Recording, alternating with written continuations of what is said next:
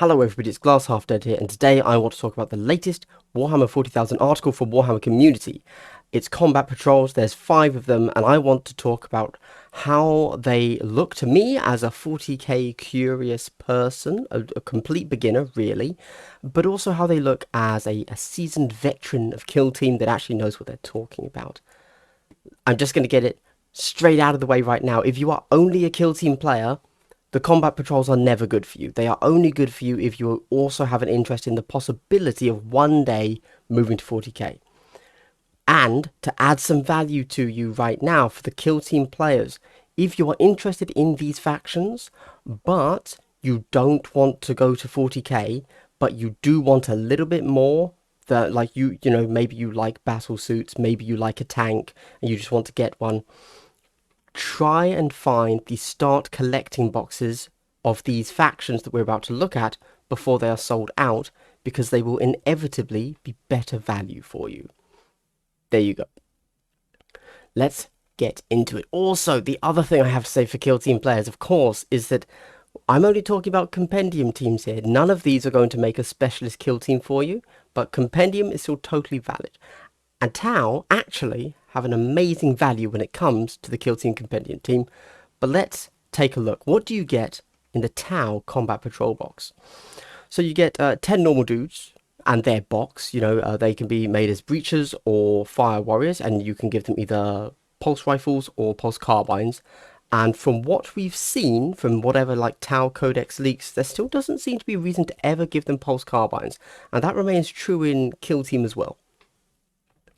You get 3 stealth suits, which actually, as a 40k player, I don't like, because I feel like it pulls down the value of the box, because they're one of the cheapest 40k boxes to buy. They're like £16 retail, so I kind of don't want them in there. But as a Kill Team player, this is a full Kill Team, assuming that you're not going to get Pathfinders, right? Although you kind of do want to get Pathfinders for the Compendium Tau, but then if you're buying them, you might as well play the Specialist team. It's a little bit complicated, I realise. Let's keep going, though. You get a Cadre Fireblade, which is an HQ choice. You get a Ethereal on Hover Drone. Sorry, I'm having to remember these names off the top of my head. Which is another HQ choice. And you get a Ghost Keel. Okay, I have a question first of all. So 40k noob here. This is a really weird box. I've already mentioned that the stealth suits drag like the actual monetary value down. I feel they could have had Pathfinders or a Devilfish, or you know, I'd even say a Piranha. I wouldn't have minded seeing another vehicle in there. But for Kill Team, they're great. But as a 40k player, and I assume that nobody knows the answer yet, because obviously we're about to get the Tau Codex dropping, but they have, or this is the only combat patrol that's giving us 2 HQs, I believe. Why? Now, lore-wise, I know that the Ethereals tend to be kind of the spiritual and political leaders, whereas the Cadre Fireblades are more the military leaders. So perhaps in the new Codex, this is telling us that you actually need one of each, which is pretty interesting. It could also just mean they didn't want to give us a more expensive unit, but let's not go down that road. The Ghost Keel. I'm a big fan of the Ghost Keel. I think everyone's a big fan of the Ghost Keel. That's not a crazy thing to say. It's generally considered one of like the newest suits and most people's coolest suits. So a good choice as something to include, and something that probably everybody's going to want to put on the table. Luckily, I don't have to look at this from the view of I'm already collecting Tau, do I want to buy the combat patrol? Because probably not. You probably have all of this, but that's probably always the case with the combat patrols. If you're a veteran Warhammer player, you don't buy a combat patrol. You've already got the army. So long story short, for 40k, I actually think this is quite nice. I'm a little bit sad that they put in the stealth suits, purely because I think it brings down the monetary value of the box. But I think, actually, if I were to do the maths, which I won't, I think this is actually a very good value box. I think I saw somebody on Reddit already say that. Because apparently there have been loads of leaks already for the Tau Codex from the Eldar Codex, and this Combat Patrol box was already known. because in the codex you see what comes in the combat patrol box, and somebody did a little monetary breakdown and said that this is actually a good one.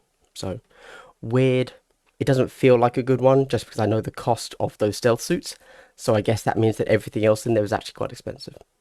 Ghost Kill, cool. I don't have a Ghost Kill, so I'm actually pretty excited to get that model if I get the combat patrol.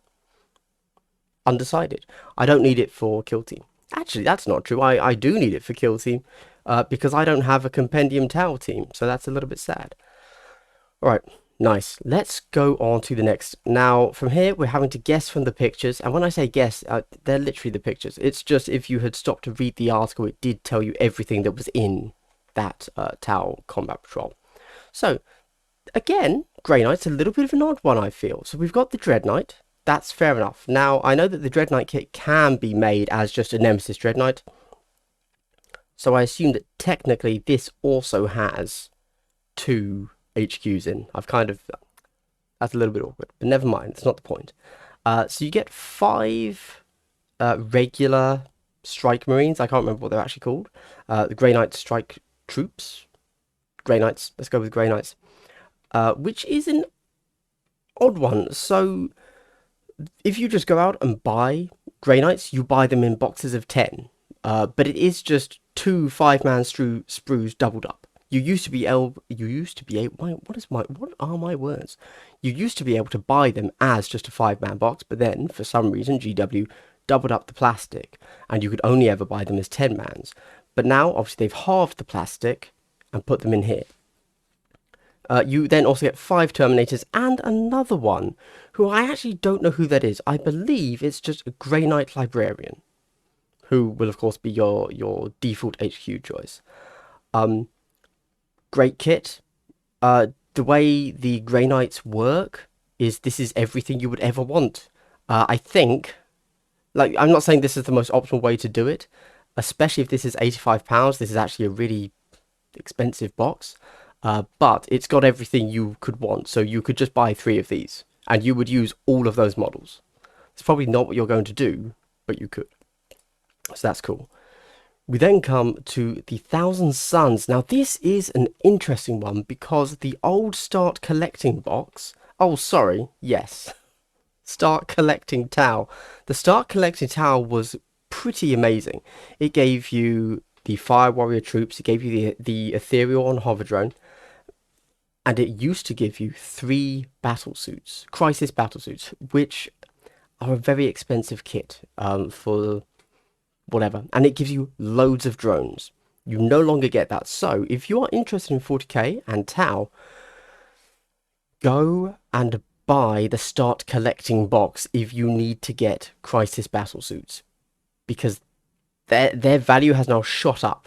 Like, if you're interested in Tau, expect that old Start Collecting box to sell out instantly now that this article has dropped. I would assume.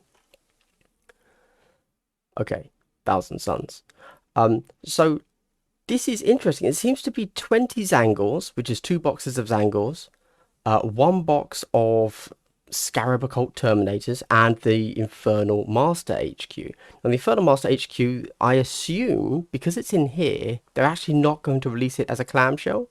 So, individually is what that means. So if you want to buy him, you have to buy this. That's pure speculation. Maybe they will release him individually alongside this. Now, this is quite interesting. So I know that when it comes to 1,000 Suns, as they are one of the armies I actually have like a full 2,000 points of fully painted. Why did I pick 1,000 Suns? What was I thinking? I know that for them, currently, the Scarab Occult Terminator is really good. That's good. The Infernal Master, yes. But actually, you want rubrics. I believe just rubric marine spam is currently what 1,000 Suns in 40k are doing. When it comes to Kill Team, this would be an odd... So, not good. Not good for Kill Team. To the point that I would really have to point you in the direction of the old Start Collecting box again, which is what triggered my memory and made me go back to Tau just there. This is bad for Kill Team, which is fine. It's not a Kill Team box. I'm just saying, If you were a kill team player that was also 40k curious, if you bought the combat patrol, you would then just have to make additional purchases. You know, the good thing about kill team now is that all of the models are like, yeah, you need them anyway, so it's fine. I'm just saying, if you're a kill team player, go and try and get your hands on the old start collecting for Thousand Suns, as that is everything you could ever need for the Compendium team, whereas this combat patrol misses out on Rubric Marines. But if you're into 40k, you need to buy the Rubric Marines anyway. Custodes. Yeah, so 40k player, look, I mean, yeah, I assume that's what you need, but there's no Forge World Dreadnought, so you're not going to win anything, I guess. Uh, I don't know. I have all of these already, actually, for 40k, so obviously I wouldn't be buying this box. You can see my battle report using most of these models. I haven't painted up my Sisters of Silence yet, though. Kill team player, yeah, this is a compendium team. This is a full compendium team, actually. Luckily, due to the way the custodians work, you would be able to take 4 of these custodian guard, make whatever, you can magnetize them, so you have every possible war gear option, or just run them 4 dudes. And you also have 10 sisters, so this gives you the full compendium team. You can run it 2 guard, 5 sisters, 2 guard, 2 guard, or 5 sisters, 5 sisters. And then you get 3 cool looking bikes on top. They do look like dick bikes. Not as much as the Forge World ones, obviously, but they are very long. And then we get to the Genesee Colts Combat Patrol. Oh, so this is a tough one. Again, I'm really thinking about this in relation to the last Start Collecting box, which for Genesee Colts was really good. It was a box of Acolytes, a box of Neophytes, and a Ridge Runner. Oh, and an Acolyte Icon Ward. Here, we've now dropped the Icon Ward and swapped it for a Magus. In my opinion, good choice, because I think the Acolyte Icon Ward's boring. But the Magus, everybody loves that model. That model was used in every conversion, ever. Have you ever seen a converted model? It was based off that model, probably. So, there you go. You get 1 squad of Acolytes, 1 squad of Aberrants, 2 squads of Neophytes, and a Rock Grinder / truck. This seems, just looking at it, haven't done the maths, like amazing value. Okay, I think if you were really trying to go for like the absolute optimal buys, you probably wouldn't be having the Aberrants in there. And you couldn't just buy 10 of these and have a full armor. You'd end up with too many Neophytes and you'd want more Acolytes. But apart from that, like, this seems like a great box that I think anybody new to 40k, I would happily recommend pick up this Combat Patrol box if you want to start Genestealer Cults. Now, for Kill Teamers, how's this looking? So we've got 2 squads of Neophytes, 1 squad of Acolytes. They've kind of done it the wrong way round there. We would prefer 2 squads of Acolytes, 1 squad of Neophytes. In fact, I think every 40k players would prefer that too. You're getting kind of wasted Neophytes here. It gives you 1 valid kill team that could be run one way, which is good. And the Rock Grinder truck there is an amazing model and actually really good as terrain as well. Not like you have to smash it up and say this is terrain. Like, you could just put it on the board and that is a nice little block of terrain. You could just paint it up as normal. Yeah, I like it. Obviously, we are just about to get the Genestealer Cults specialist team coming soon. So who knows what's going to be relevant here, but presumably all of it. Aberrants, not the truck. I'm going to go out on a limb and say. Go out on one of my 3-armed limbs. 3-armed limbs? I don't know. So anyway, Combat Patrol. For 40k, this looks really solid. For Kill Team, passable, fine. Yeah, awesome. I'm pretty excited to see the Tau Combat Patrol, though, I've got to be honest. Because, of course, we have the Codex coming out very soon. And what that means is that they're about to get really strong. And all the memes about how everybody hates Tau, going back from 6th and 7th, can start being true again. And even though I have my Tau army now, I'll flash that on screen here if I remember, I'm probably not going to be able to play them because I don't want to be the guy that just sits at the back of the board and shoots and then wins. Or loses, but just it's a not fun game. So I'm really interested to see what the Tau Codex can do to force Tau to have to move to engage in the game. I'm definitely hyped for that. Anyway, guys, I just wanted to do this little combat patrol video because 5 combat patrols in one news article, and everybody's always looking for new ways to get started in Kill Team, so I just wanted to rank them for you. I didn't rank them, I just wanted to talk about them. Anyway, guys, this has been Glass Update. I hope you've had a good day and continue to have a good day. Goodbye.